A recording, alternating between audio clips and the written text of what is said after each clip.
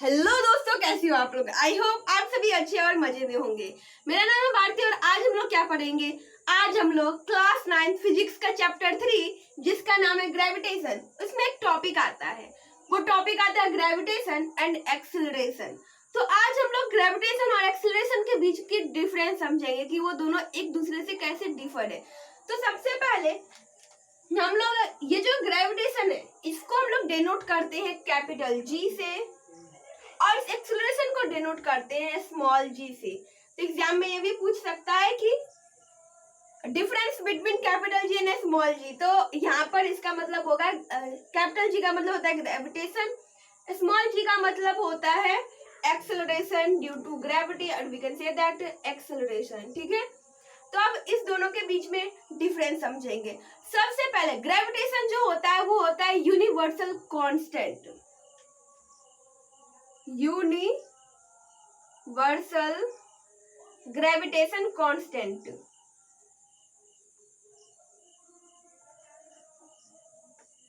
मतलब कि ये क्या होता है, ये जो ग्रेविटेशन है ये कांस्टेंट रहती है, इसकी वैल्यू चेंज नहीं होती है। बट वही एक्सेलरेशन की बात करें तो इसकी वैल्यू चेंज होती है। तो इसमें क्या लिखेंगे, एक्सेलरेशन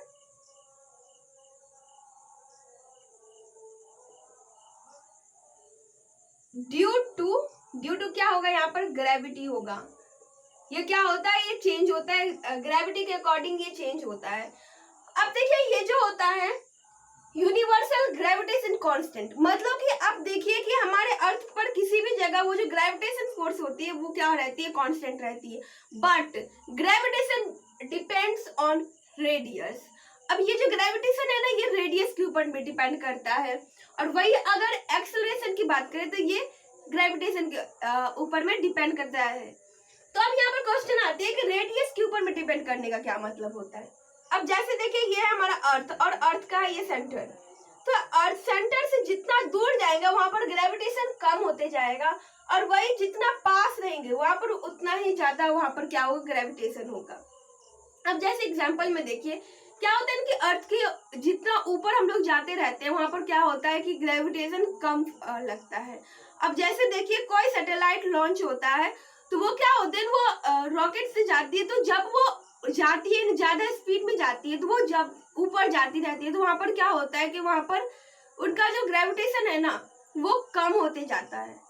और इसीलिए वो क्या करते हैं, वहां पर जो उनका जो स्पीड होता है वो काफी ज्यादा होता है। वो 1 सेकेंड में बहुत ही ज्यादा किलोमीटर डिस्टेंस ट्रेवल कर लेते हैं। तो वो क्यों इतना ज्यादा डिस्टेंस ट्रेवल करते हैं, क्योंकि वो जो ग्रेविटेशन है वो उसको नीचे की तरफ खींचती रहती है। बट उनको इस जोन से बाहर निकलना है तो इसलिए वहां पर उनको ज्यादा फोर्स को अप्लाई करना पड़ता है। बाय द वे वो एक अलग टॉपिक है। It is constant everywhere, it is constant everywhere. ये हर जगह क्या होता है, हर जगह कांस्टेंट रहता है। आप कहीं भी चले जाएं ये क्या होगा, कांस्टेंट रहेगा। बट ये जो एक्सेलरेशन है इसकी वैल्यू चेंज होती है। ये चेंज कहां पर होती है, it varies from planet to planet, not only planet, earth के ऊपर में भी क्या होता है एक्सेलरेशन की वैल्यू चेंज होती है। अब जैसे देखिए कि हम लोग अगर इक्वेटर पर जाए तो वहां पर एक्सेलरेशन की वैल्यू अलग रहेगी। वही अगर हम लोग पोल्स पर जाए तो वहां पर एक्सेलरेशन की वैल्यू अलग रहेगी। अब देखो ये जो हमारा ग्रेविटेशन है ये कौन सा क्वांटिटी है, it is a scalar quantity, it is a scalar quantity. और वही अगर हम लोग एक्सेलरेशन की बात करें तो it is vector quantity, vector quantity. I think that ये अब बताने की जरूरत नहीं पड़ेगा कि स्केलर क्वांटिटी और वेक्टर क्वांटिटी क्या होती है। स्केलर क्वांटिटी मतलब होता है जिसका सिर्फ मैग्नीट्यूड होता है, डायरेक्शन नहीं होता है। अब जैसे देखो कि हमारे पास ये मार्कर है, मार्कर का कुछ वेट होगा तो वो वेट क्या होगा, वो एक स्केलर क्वांटिटी होगा। बट वही अगर हम लोग बात करें कि हम ऐसे जा रहे हैं ईस्ट वर्ड डायरेक्शन में जा रहे हैं तो हमारा मैग्नीट्यूड के साथ साथ डायरेक्शन भी है तो वो क्या हो जाएगा, हमारा वेक्टर क्वांटिटी होगा। सिर्फ magnitude scalar quantity as well as direction तो वो वेक्टर क्वांटिटी हो जाएगा। तो हमारा एक्सेलरेशन जो है वो एक वेक्टर क्वांटिटी है और ग्रेविटेशन जो है वो एक स्केलर क्वांटिटी है। ठीक है, इसके बाद नेक्स्ट टॉपिक होती है इसकी एसआई यूनिट।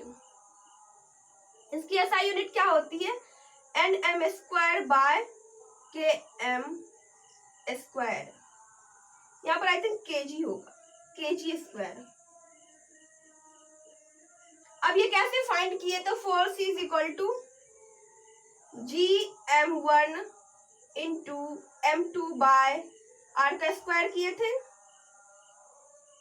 तो यहां से हम लोग क्या किए थे? इसका वैल्यू फाइंड किए थे। अब जैसे देखो g का वैल्यू फाइंड करना है तो f फोर्स का SI यूनिट क्या होती है? न्यूटन होती है। वही अगर ग्रेविटेशन की हमको उसको फाइंड ही करना है तो g n मास जो होता है वो किस में काउंट होता है? वो केजी में होती है उसकी वैल्यू। तो यहाँ पर केजी होगा, बट यहाँ पर mm 2 बार लिखेगा इसलिए इसका स्क्वायर हो जाएगा बाय r का। r मतलब रेडियस, रेडियस किस में काउंट होता है? तो किलोमीटर में, इसका भी स्क्वायर हो जाएगा।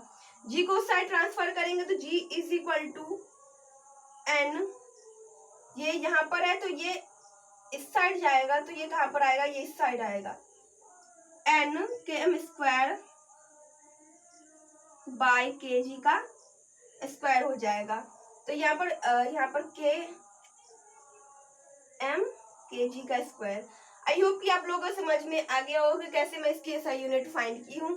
और वही अगर इसकी बात करें तो यहाँ इसकी SI यूनिट होती है, मतलब एक्सेलरेशन की जो SI यूनिट होती है वो होती है मीटर पर सेकेंड स्क्वायर। अब ये तो हमने कब पढ़ा था? ये हमने तो चैप्टर 1 में पढ़ा था कि एक्सेलरेशन की जो SI यूनिट होती है वो होती है मीटर पर सेकेंड स्क्वायर।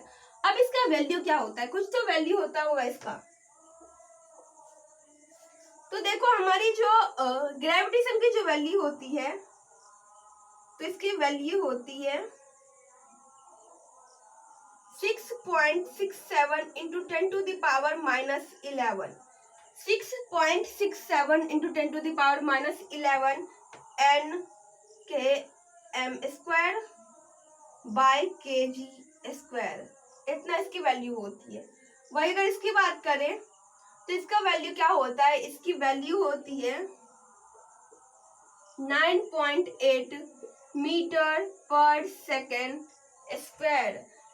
आई होप कि आप लोगों को समझ में आ गया होगा। अब ये वैल्यू क्या है, इसे फाइंड करते हैं, वो अभी नहीं जानना है, बस इसकी ये वैल्यू होती है, इतना याद रखिए 9.8 होता है, 9.8 मीटर पर सेकेंड स्क्वायर। वही अगर ग्रेविटेशन की बात करें, वैल्यू की बात करें तो 6.67 into 10 to the power minus 11। यहाँ पर बहुत सारे स्टूडेंट होते हैं वो 6.7 भी लिखते हैं, तो वो भी सही है। अगर आप 6.67 लिखेंगे वो भी आपका सही ही होगा। सो आई थिंक ये आप लोगों को समझ में आ गया होगा। अब चलिए जो हमने अभी पढ़ा उसको एक बार रिवाइज कर लेते हैं कि क्या क्या डिफरेंसेस होती है। तो सबसे पहले ग्रेविटेशन और एक्सेलरेशन में जो डिफरेंस होती है वो ये होता है कि इसे कैपिटल जी से डिनोट किया जाता है और एक्सेलरेशन के स्मॉल जी से डिनोट किया जाता है। एक होता है जो कि कांस्टेंट रहती है, जिसकी वैल्यू कभी चेंज नहीं होती। एक दूसरा होता है जिसकी वैल्यू चेंज होती है, कहाँ कहाँ? तो प्लेनेट टू प्लेनेट, और इनफैक्ट अर्थ के ऊपर भी अलग अलग जगह पर एक्सेलरेशन की वैल्यू चेंज हो सकती है। अब जैसे कि इक्वेटर पर जो एक्सेलरेशन की वैल्यू रहेगी वो अलग रहेगी और पोल्स पर जो एक्सेलरेशन की वैल्यू रहेगी वो अलग रहेगी, क्योंकि हमारा जो एक्सेलरेशन डिपेंड करता है ग्रेविटी के ऊपर और ग्रेविटी डिपेंड करता है रेडियस के ऊपर।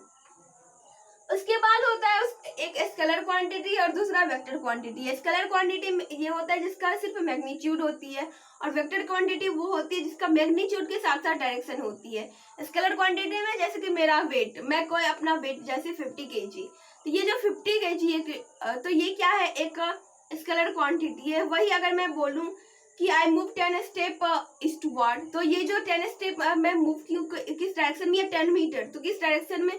ईस्टवर्ड डायरेक्शन में। तो यहाँ पर दो चीज हुई। एक तो मैं कितना मीटर डिस्टेंस ट्रेवल की, तो अगर सिर्फ मीटर रहता तो वो स्केलर क्वांटिटी हो जाती, बट यहाँ पर मैं डायरेक्शन भी बता रही हूँ कि मैं ईस्टवर्ड डायरेक्शन में गई, तो ये क्या हो गया हमारा? ये वेक्टर क्वांटिटी हो गया। एक केस का SI यूनिट होती है nm² बाय kg²। यहाँ पर m² होगा, मैं km² लिख देती, सो सिली मिस्टेक थी वो।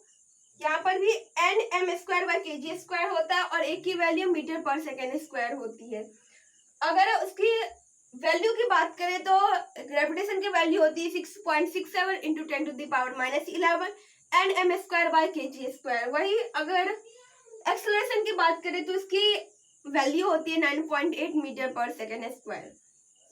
तो इसी के साथ आज का हमारा ये वीडियो होता है खत्म। अगर ये वीडियो आप लोग के लिए यूजफुल रहा होगा तो प्लीज वीडियो कर दीजिएगा एक लाइक और हमारे चैनल को कर दीजिएगा सब्सक्राइब। Thanks for watching.